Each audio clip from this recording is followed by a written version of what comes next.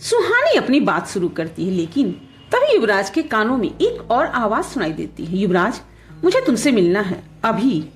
उस आवाज को सुनकर युवराज के चेहरे के भाव पूरी तरह से बदल जाते हैं। वो आवाज पद्मिनी की थी। एक पल के लिए युवराज को लगता जैसे ये उसका भ्रम है, लेकिन उसे फिर से वही आवाज सुनाई देती है, घर से बाहर निकलो। दोबारा पद्मिनी की आवाज को सुनकर युवराज सुहानी से बिना कुछ कहे वहां से उठकर जाने लगता है। खुद को इस तरह से इग्नोर होते देखकर सुहानी युवराज को आवाज लगाते हुए कहती, युवराज सर, आप कहाँ जा रहे हो? अभी तो मेरी बात शुरू ही हुई है। सुहानी की बात पूरी होने से पहले ही युवराज वहां से चला जाता है। सुहानी दरवाजे की तरफ गुस्से से देखते हुए कहती, ठीक है, अब आप जाइए। अब मैं भी आपको नहीं बताऊंगी कि बाबा ने मुझसे क्या कहा। दूसरी तरफ युवराज अपने घर के उस कोने में आ गया था जहां उसके गार्ड्स नहीं थे। वो जानता था कि पद्मिनी ऐसी ही किसी जगह पर उससे मिलेगी। वहां पहुंचकर युवराज अपने चारों तरफ देखने लगता है, लेकिन उसे वहां पद्मिनी दिखाई नहीं देती। तभी युवराज को अपने पीछे से एक आवाज सुनाई देती है, मैं यहाँ हूँ। उस आवाज को सुनते ही युवराज पीछे मुड़कर देखता है, वहां पद्मिनी खड़ी थी। युवराज पद्मिनी को अपने सामने देखकर हैरान था। आखिरी बार जब उसने पद्मिनी को देखा था तब वो किसी लाश की तरह उसके घर में थी। आज भी पद्मिनी सफेद चमकदार साड़ी में थी और हमेशा की तरह वो बहुत ही खूबसूरत दिख रही थी। उसे देखकर युवराज हैरानी के साथ कहता है, तुम अब तक कहाँ थी और उस दिन तुम अचानक से कहाँ चली गई थी? पद्मिनी युवराज की आंखों में देखते हुए कहती, उस रात सुहानी के छूने से मैं ठीक हो गई थी और इसी वजह से मैं वहां से चली गई। युवराज आगे कहता, लेकिन तुम गई ही क्यों? इस वक्त हमें तुम्हारी सबसे ज्यादा जरूरत है और तुम हमारे साथ नहीं हो। पद्मिनी कहती, अगर ऐसा होता तो आज तुम्हारा घर सुरक्षित नहीं होता। पद्मिनी के ऐसा कहने पर युवराज को याद आता है कि पद्मिनी की वजह से ही वो सब दीवान विला में सेफ हैं। फिर भी युवराज अपनी बात पर अड़ते हुए कहता, लेकिन अभी भी हमें तुम्हारी जरूरत है। अब हमारा सामना उस साये के साथ साथ उसके बहुत से रक्षकों से हो रहा है। तुम्हारे बिना हम उन सब का सामना नहीं कर सकते। पद्मिनी कहती, उनका सामना तुम लोगों को करना ही होगा, इसमें मैं तुम्हारी कोई मदद नहीं करूंगी। पद्मिनी का जवाब सुनकर युवराज दंग रह जाता और वो गुस्से और हैरानी के साथ कहता, लेकिन क्यों? पद्मिनी जवाब देती, मैं खुद को किसी और चीज के लिए तैयार कर रही हूँ जो उन रक्षकों को मारने से भी कहीं ज्यादा जरूरी है। उन रक्षकों का सामना तुम सबको ही करना होगा। युवराज कहता है, लेकिन ऐसे तो सबकी जान को खतरा है। पद्मिनी बिना किसी इमोशन के कहती है, हर लड़ाई कुर्बानी मांगती है। पद्मिनी के जवाब से युवराज का गुस्सा बढ़ता जा रहा था। वो पद्मिनी को घूरते हुए कहता है, तुम ऐसा नहीं कर सकती। पद्मिनी युवराज की इन बातों को नजरअंदाज करते हुए कहती, ये वक्त इन बातों का नहीं है, अब ध्यान से मेरी बात सुनो। ये कहते हुए पद्मिनी युवराज से कुछ कहना शुरू करती है। युवराज बड़े ध्यान से पद्मिनी की सारी बातें सुन रहा था। जैसे जैसे पद्मिनी की बातें आगे बढ़ रही थी वैसे वैसे युवराज के चेहरे पर गुस्सा गायब हो रहा था। पद्मिनी की पूरी बात सुनकर युवराज कहता, लेकिन उस काम में तो।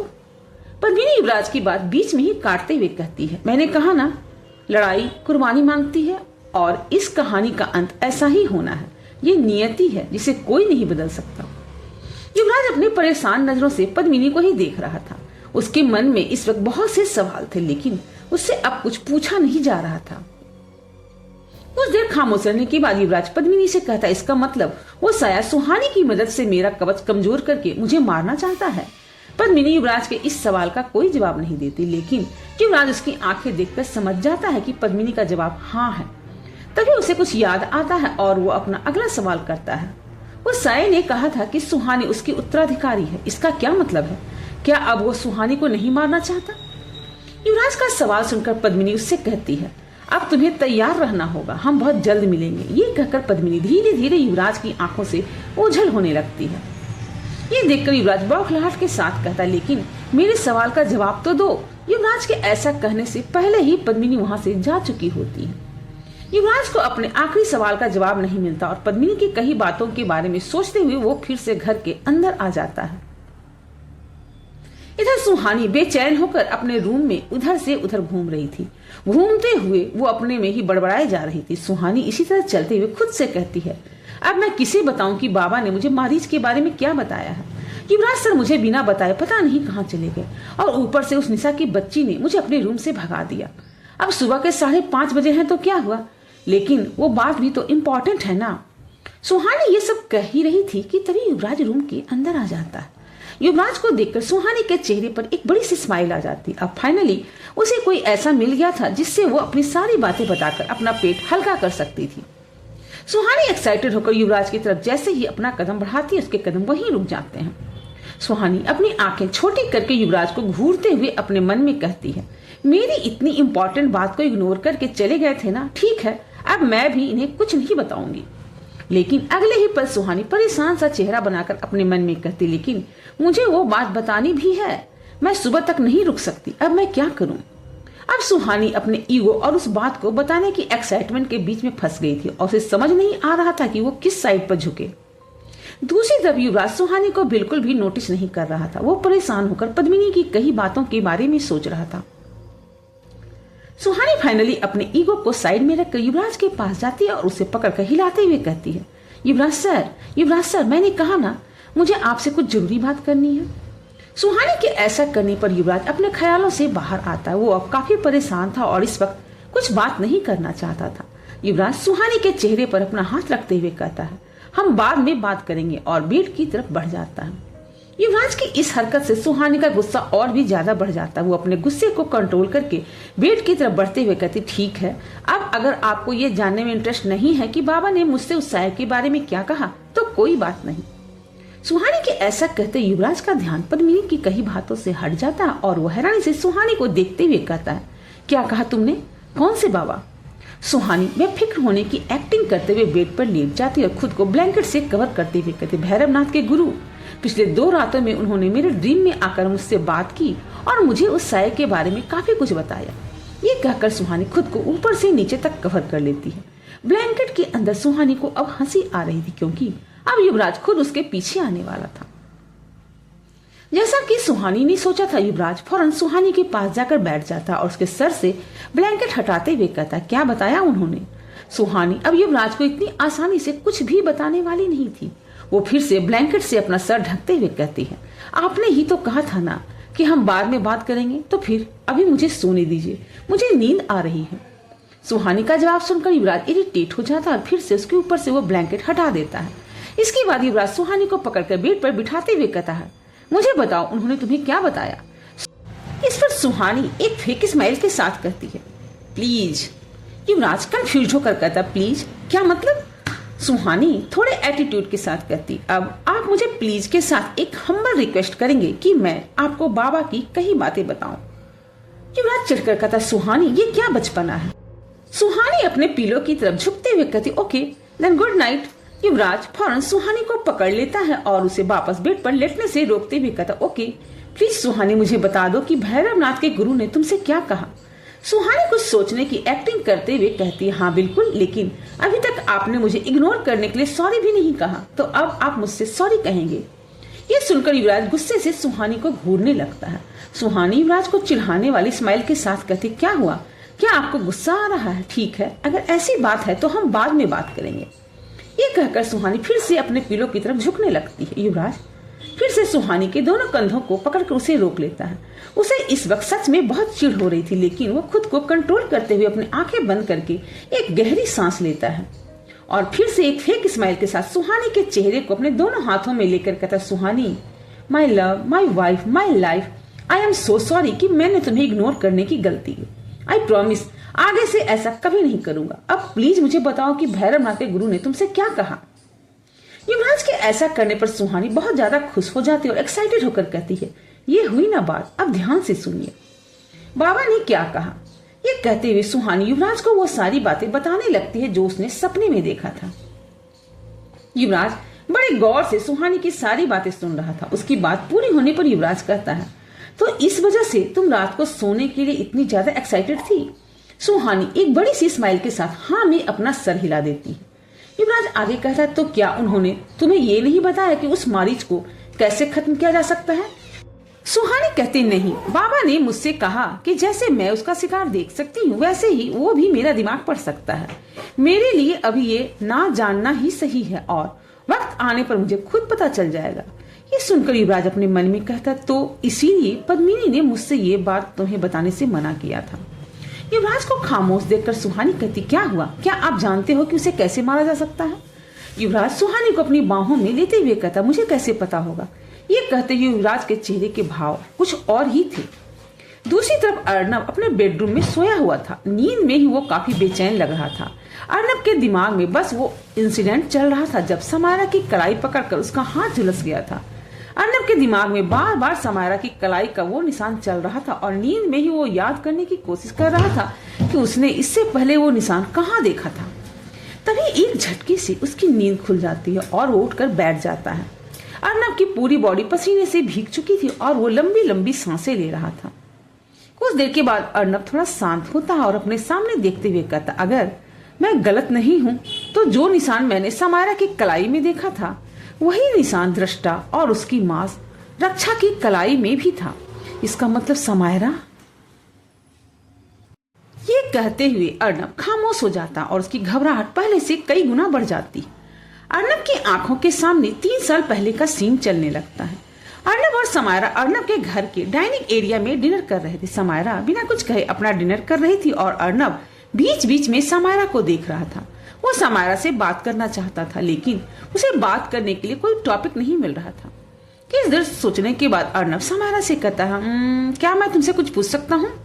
समायरा अपने प्लेट को ही देखते हुए कहती, अभी भी तुम मुझसे कुछ पूछ ही रहे हो। समायरा के जवाब से अर्नब का मुंह बन जाता और वो चिढ़ते हुए कहता, तुम इतनी खड़ूस क्यों हो? समायरा सीरियस होकर अर्नब को देखते हुए कहती, तुम ये पूछना चाहते हो? अर्नब ना में अपना सर हिलाते हुए कहता, नहीं, मुझे कुछ और पूछना है। समायरा अर्नब को एक टक देखने लगती। अर्नब आगे कहता, मुझे एक बात बताओ, तुम भी जादू करती हो, तुम्हारी मॉम भी करती थी, दृष्टा और भैरवनाथ भी जादू करते हैं, तो फिर तुम उन सबसे अलग क्यों हो? समायरा फिर से अपना खाना खाते हुए कहती, क्योंकि वो सब काला जादू करते हैं जिससे उसके पास काली शक्तियां हैं। समायरा का जवाब सुनकर अर्नब कंफ्यूज हो जाता और कुछ सोचते हुए कहता, काला जादू मतलब? समायरा अर्नब को समझाते हुए कहती, कुछ ऐसे खतरनाक तरीके हैं जिनका इस्तेमाल करके लोग अपनी शक्तियां बढ़ाते हैं। अर्नब कहता, तो तुम ऐसा नहीं करती? समायरा कहती, नहीं, मैंने कभी काली शक्तियों का इस्तेमाल नहीं किया। मैं दूसरे तरीके से अपनी साधना करती हूँ, शायद वैसा ही जैसा मेरे पिता करते थे। मेरे पिता और माँ की वजह से ही मुझ में बचपन से कुछ काबिलियत थी जिसे मैं अब पूरी तरह से जागृत नहीं कर पाई हूँ। माँ को लगता था कि अगर मैं काली शक्तियों की साधना करूं तो उन शक्तियों को भी जागृत कर सकती हूँ जो मुझे माँ से मिली हैं, और फिर मैं अपनी पूरी क्षमता पालूंगी। अर्नब क्यूरियस होकर कहता, तो फिर तुमने ऐसा किया क्यों नहीं? समायरा कहती, क्योंकि मुझे ये कभी सही लगा ही नहीं। ये सच है कि काली शक्तियां जल्दी सिद्ध हो जाती हैं, लेकिन इसके बहुत से साइड इफेक्ट्स भी होते हैं। अर्नब समायरा को सवालिया नजरों से देखते हुए कहता, कैसे साइड इफेक्ट्स? समायरा कहती, हर कोई इन काली शक्तियों को नहीं संभाल सकता। कभी कभी इसकी वजह से लोग पागल भी हो जाते हैं और कभी कभी इससे लोगों की मौत भी हो जाती है। और जो लोग इन शक्तियों को संभाल भी लेते हैं वो भी कभी आम जिंदगी नहीं जी पाते। ये बस बहुत बुरा है। ये कहते हुए समायरा की आंखों में तिरस्कार की भावना अर्नब देख पा रहा था। अर्नब इस पर मुस्कुराते हुए कहता, तो फिर तुम क्या एक आम जिंदगी जीना चाहती हो? अर्नब के इस सवाल पर समायरा उसे घूर कर देखती। अर्नब आगे कहता, आई मीन तुम चाहो तो मेरे साथ एक नॉर्मल लाइफ स्टार्ट कर सकती हो। आई नो ये मेरे लिए काफी मुश्किल होगा, लेकिन तुम्हारे लिए मैं एडजस्ट कर लूंगा। बस कभी कभी हमारी लड़ाई हुई तो अपने पावर्स का इस्तेमाल करके मुझे ऊपर लटका मत देना। अर्नब की बातें सुनकर समायरा दिल ही दिल में मुस्कुरा देती है। उस पल को याद करते हुए अर्नब प्रेजेंट में आ जाता। वो परेशान होकर खुद से कहता, इसका मतलब अब समायरा भी काली शक्तियों का इस्तेमाल करके। ये कहते हुए अर्नब बेड से बाहर निकल जाता और फिर फौरन समायरा के रूम की तरफ बढ़ जाता है। अर्नब समायरा के रूम के पास पहुंचकर बिना नॉक के रूम के अंदर चला जाता। जैसे कि अर्नब को अंदाजा था वहां समायरा नहीं थी। अब अर्नब का शक यकीन में बदलता जा रहा था और उसके दिल की बेचैनी और भी ज्यादा बढ़ती जा रही थी। उसी वक्त अर्नब को अपने पीछे से एक आवाज सुनाई देती है, तुम यहाँ क्या कर रहे हो? उस आवाज को सुनते ही अर्नब पीछे मुड़ता है। वहां समायरा खड़ी थी। समायरा चलकर अर्नब के पास आती। अर्नब समायरा को घूरते हुए कहता, तुम कहां से आ रही हो? अर्नब का सवाल सुनकर समायरा मन ही मन उदास हो जाती, क्योंकि अब फिर से वो अर्नब से झूठ कहने वाली थी। समायरा अर्नब की आंखों में देखते हुए कहते, मैं बाहर वॉक के लिए गई थी। अर्नब समायरा के नजदीक आकर उसकी आंखों में देखते हुए कहता, लगता है तुम पूरी रात वॉक ही कर रही थी। मैं रात को भी यहाँ आया था लेकिन तुम घर में नहीं थी। अर्नब रात को समायरा के रूम में नहीं आया था। वो बस जानना चाहता था कि क्या समायरा पूरी रात घर से बाहर थी। ये बात सुनकर समायरा नर्वस होने लगती, लेकिन फिर भी उसके चेहरे पर कोई भाव नहीं आते। समायरा कहते मुझे रात को कुछ जरूरी काम आ गया था, इसीलिए मुझे जाना पड़ा। अपना शक सही साबित होता देख अर्नब का गुस्सा और भी ज्यादा बढ़ रहा था। वो अपने गुस्से को कंट्रोल करते हुए कहता है, क्या काम आ गया था तुम्हें? काला जादू सीखना था क्या? ये सुनते ही समायरा हैरान रह जाती है। उसे बिल्कुल भी उम्मीद नहीं थी कि अर्नब को ये बात पता चल जाएगी। वो अर्नब को ये सब नहीं बताना चाहती थी। समायरा बिना कुछ कहे बस अर्नब को देख रही थी। अर्नब उसके और करीब आकर कहता, क्या हुआ? मुझे ये नहीं पता चलना चाहिए था ना? समायरा अर्नब की उन नजरों को रजिस्ट नहीं कर पा रही थी। वो बिना कुछ कहे वहां से जाने लगती है, लेकिन तभी अर्नब फिर से उसका हाथ पकड़कर उसे रोक लेता है। समायरा फौरन पीछे मुड़कर कहती, अर्नब ये तुम क्या कर रहे हो? अर्नब ने फिर से समायरा की कलाई को पकड़ा था जहां वो निशान था। अर्नब को आज कल से भी ज्यादा दर्द हो रहा था, लेकिन फिर भी उसने मजबूती से समायरा का हाथ पकड़ कर रखा था। समायरा अर्नब से अपना हाथ छुड़ाने की कोशिश करते हुए कहती, छोड़ो मुझे, तुम्हें तकलीफ हो रही होगी। अर्नब समायरा को देखते हुए कहता, हाँ मुझे बहुत तकलीफ हो रही, लेकिन तुम्हारे झूठ की वजह से। समायरा गुस्से और फिक्र के साथ कहती है, अर्नब छोड़ो मुझे वरना। अर्नब समायरा को अपनी तरफ खींच लेता है और उसकी कमर को पकड़कर उसे अपने बिल्कुल करीब कर लेता है। वो समायरा की आंखों में देखते हुए कहता, तुम मेरे साथ ऐसा कैसे कर सकती हो? तुमने कहा था हम साथ होंगे, लेकिन तुम हमेशा के लिए मुझसे दूर होने की तरफ बढ़ रही हो। समायरा अर्नब से अपनी नजरें फेर कर कहती, ये करना जरूरी है, मैं पीछे नहीं हट सकती। अर्नब गुस्से में कहता, और मेरा क्या? क्या तुम्हारे लिए मेरी कोई वैल्यू नहीं है? तुमने मेरे बारे में कभी नहीं सोचा? समायरा खुद को मजबूत करते हुए कहती, तुम एक आईपीएस ऑफिसर हो। अगर कल को तुम्हें किसी मिशन में जाना पड़े जिसमें तुम्हें पता होगा कि तुम मर सकते हो, तो क्या मेरे बारे में सोचकर तुम अपनी ड्यूटी छोड़ दोगे? समायरा के ऐसा कहते ही अर्नब की आंखों से गुस्सा एक पल में गायब हो जाता और उसकी पकड़ समायरा पर लूज हो जाती है। समायरा आगे कहती, मैं बस वही कर रही हूँ जो जरूरी है। हमें मिलकर लोगों को बचाना है और इसकी कोई कीमत चुकानी पड़ी तो हमें तैयार रहना होगा। अर्नब बिना कुछ कहे समायरा को छोड़कर अपने कदम पीछे ले लेता है और वहां से चला जाता है। अर्नब के जाने के बाद समायरा की आंखें भी भर आती हैं। समायरा के रूम से बाहर निकलकर अर्नब जैसे ही अपने रूम के अंदर जाने वाला होता, उसे पीछे से युवराज की आवाज सुनाई देती है, एसपी सिंह। उस आवाज को सुनकर अर्नब पीछे मुड़ता है। वो देखता है कि युवराज बड़ी तेजी से उसकी तरफ बढ़ रहा था और उसकी आंखें अर्नब की झुलसी हुई हथेली पर थी। अर्नब के पास आकर युवराज उसका हाथ अपने हाथों में लेकर उसे देखते हुए कहता है, ये कल से ज्यादा बुरा है। ये कहकर युवराज अर्नब के चोट पर अपना हाथ रख देता है। अर्नब युवराज से कहता, मिस्टर युवराज, आप जानते हैं ना समायरा क्या कर रही है? अर्नब की आंखों का दर्द और बेचैनी देखकर युवराज समझ जाता है कि अर्नब को सच का पता चल गया है। युवराज एक गहरी सांस लेकर कहता, मैंने उसे ऐसा करने से मना किया था, लेकिन वो नहीं मानी। अर्नब का चेहरा बिल्कुल शांत था, लेकिन उसकी आंखें उसका हाल बयां कर रही थी। ये देखकर युवराज उससे कहता, एसपी सिंह, मैंने कल आपसे जो प्रॉमिस किया था वो मैं जरूर पूरा करूंगा। ये सुनकर अर्नब चौंक जाता है और युवराज से कहता है, समायरा ने मुझसे कहा था कि उस रास्ते पर जाने के बाद वापस नहीं आया जा सकता। इस पर युवराज जवाब देता है, मैं अपने वादे से कभी पीछे नहीं हटता। युवराज के ऐसा कहने पर अर्नब पहले से रिलैक्स होने लगता और अपना सर हाँ में हिलाकर वहां से चला जाता है।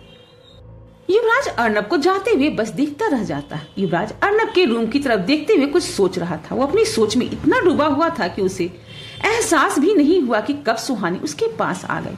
युवराज को उसके ख्यालों में खोया देखकर सुहानी धीरे से उसके कान के पास जाती है और जोर से चिल्लाती, युवराज सर। सुहानी की इतनी तेज आवाज को सुनकर युवराज एक झटके में पीछे मुड़ता है। एक पल के लिए वो थोड़ा सा घबरा गया था। वो सुहानी पर गुस्सा करते हुए कहता है, तुम्हारा दिमाग खराब हो गया क्या? ये क्या तरीका है? सुहानी अपनी आंखें छोटी करके कहती, आप मेरी पेस्ट्री की डिलीवरी लेने गए थे, कहाँ है मेरी पेस्ट्री? सुहानी के ऐसा कहने पर युवराज को याद आता है कि वो सुहानी की पेस्ट्री के लिए बाहर निकला था और अर्नब को देखकर ये बात भूल ही गया था। युवराज कहता, हाँ वो। सुहानी चिढ़ते हुए कहते, वेरी गुड। एक तो आपने कई दिनों से घर से बाहर निकलने नहीं दिया है और अब मेरा खाना भी बंद कर रहे हो। कहीं आपने डिलीवरी बॉय को भगा तो नहीं दिया? युवराज हड़बड़ाते हुए कहता, अरे नहीं, वो बाहर ही होगा, मैं अभी तुम्हारी पेस्ट्री लेकर आता हूँ। ये कहकर युवराज वहां से चला जाता है। रात का वक्त था। मिसिंग बेल के चारों तरफ बहुत से लोग खड़े थे और अपनी खतरनाक नजरों से अपने आसपास देख रहे थे।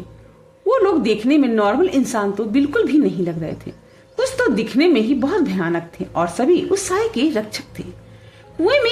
कुएं में एक गुफा के अंदर वो साया एक जगह पर हवा में भी मूव हो रहा था। उस साये के सामने रक्षित अपना सर झुकाकर खड़ा था। उस गुफा में एक एक कोने में एक मानव कंकाल था जो ध्यान मुद्रा में व्यवस्थित था। तभी उस साये से आवाज आती है। वो अब तक नहीं जानते थे कि मेरा अंत कैसे हो सकता है, लेकिन मैं जानता हूँ कि उस लड़के को कैसे खत्म किया जा सकता है। रक्षित अपना सर उठाकर उस साये को देखते हुए कहता है, तो हम उसे कब मारने वाले हैं? उस साये से आवाज आती है, बहुत जल्द। रक्षित कहता, आप किसका इंतजार कर रहे हैं? रक्षित के ऐसा कहते ही वो साया गुस्से से गुर्राते हुए कहता है, उस पद्मिनी का। उस लड़के को मारने से पहले पद्मिनी को मारना बेहद जरूरी है। रक्षित क्यूरियस होकर कहता, लेकिन ऐसा क्यों? वो साया कहता, इससे पहले भी जब मैंने उस लड़के को मारने की कोशिश की थी, उस पद्मिनी ने उसे बचा लिया। इस बार भी वो सामने जरूर आएगी। रक्षित बेफिक्र होकर कहता, लेकिन इससे क्या फर्क पड़ता है? आप सबसे ज्यादा शक्तिशाली हैं और आपके सामने कोई नहीं टिक सकता। वो साया आगे कुछ नहीं कहता, बस गुस्से से गुर्राने लगता है। कुछ देर बाद वो अपनी भयानक आवाज में कहता, अब इंतजार बहुत हो गया, उसके साथियों को मारना शुरू करो। ये सुनकर रक्षित अपना सर झुका लेता है और वहां से जाने लगता है। इधर विवेक दीवान विला से निकलकर भैरवनाथ की गुफा की तरफ बढ़ रहा था। कुछ दूर जाने के बाद वो अपनी कार से निकलकर पैदल आगे बढ़ने लगता है। विवेक को अंदाजा भी नहीं था कि उस अंधेरे जंगल में उससे कुछ दूर उस साये के 2 रक्षक उसका पीछा कर रहे थे। इसी तरह समायरा भी उस जगह की तरफ बढ़ रही थी जहां वो अपनी साधना करती थी। वो बड़ी तेजी से आगे बढ़ रही थी। तभी अचानक से उसे कुछ एहसास होता है और उसके कदम अपने आप रुक जाते हैं। समायरा बिना पीछे मुड़े खुद से कहती, लगा नहीं था कि ये इतनी जल्दी इनसे सामना हो जाएगा। ये कहकर समायरा पीछे मुड़ती है। उसके सामने 3 भयानक लोग खड़े थे जो उसे गुस्से से घूर रहे थे। उनमें से 2 आदमी और एक औरत थी। वो तीनों बहुत ही गंदे और बहुत खूंखार लग रहे थे। उन तीनों को देखते हुए समायरा की आंखों में डर बिल्कुल भी नहीं था। वो बस बड़े गौर से उन्हें देख रही थी। उनमें से एक औरत समायरा से कहती, तुम्हारा अंतिम समय अब आ गया है। वो नहीं चाहते कि तुम जिंदा रहो। समायरा अब अपने अलर्ट मोड पर आ चुकी थी। उसे साफ दिखाई दे रहा था कि वो एक साथ इन तीनों को शायद नहीं संभाल पाएगी, लेकिन इतनी जल्दी वो मरना भी नहीं चाहती थी। समायरा अपना हाथ नीचे रखे हुए अपनी उंगलियों को एक खास पोजीशन में रखकर अपनी कलाइयों को घुमाते हुए कहती, क्यों? क्या वो भगवान है जो नहीं चाहेगा तो मैं जिंदा नहीं रहूंगी? उस औरत के पास खड़ा आदमी गुस्से से गुर्राते हुए कहता, हाँ वो भगवान ही है। समायरा उन्हें चिढ़ाने वाली मुस्कान के साथ कहते, फिर तो तुम्हें यहाँ से भाग जाना चाहिए, क्योंकि मैं चाहती हूँ कि तुम अपने भगवान का खात्मा देख सको जो कुछ ही दिनों में होने वाला है। वो औरत गुस्से से अपनी दांत पीसते हुए कहती, तेरी इतनी हिम्मत, तूने उनके बारे में ऐसा कहा? समायरा उन्हें उकसाते हुए कहती, क्या उसने तुम लोगों को सिर्फ बोलना सिखाया है? वो औरत समायरा की तरफ अपना हाथ बढ़ाते हुए कहती, अब तू देख उन्होंने हमें क्या सिखाया है। ये कहकर वो औरत एक मंत्र पढ़ने लगती है। समायरा उस औरत को देखकर समझने की कोशिश कर रही थी कि वो उसके वार को कैसे रोके। तभी हवा की स्पीड से दृष्टा उस औरत के ठीक सामने आ जाती है और उसके पीछे से उसका गर्दन पकड़कर अपनी दांत उसकी गर्दन में गड़ा देती है और अगले ही पल उसकी गर्दन से मांस खींचकर उसे चबाने लगती है। दृष्टा के ऐसा करते ही वो औरत छटपटाते हुए जमीन पर गिर जाती। ये सब इतनी जल्दी हुआ था कि उसके पास खड़े 2 आदमी भी कुछ समझ नहीं पाए थे। वो अपने सामने खड़ी अपने से लंबी और कहीं ज्यादा भयानक दिखने वाली औरत को देखकर हैरान थे। दृष्टा के मुंह पर उस औरत का खून लगा हुआ था और वो किसी हैवान की तरह उसका मांस चबा रही थी। ये सीन समायरा के लिए भी उतना ही शॉकिंग था और घिनौना भी। दृष्टा उन आदमियों को देखते हुए अपनी भयानक आवाज में कहती है, मुझे बिल्कुल नहीं पसंद कि मेरे शिकार पर कोई और नजर डाले। आगे के एपिसोड्स में हम जानेंगे कि क्या विवेक उन रक्षितों से बच पाएगा या उनका शिकार बन जाएगा। मेरी इस कहानी को देखने के लिए मेरे चैनल को लाइक, शेयर और सब्सक्राइब जरूर करें और कमेंट करें कि मेरी कहानियों को आप कहां से देख रहे हैं। Thanks for watching.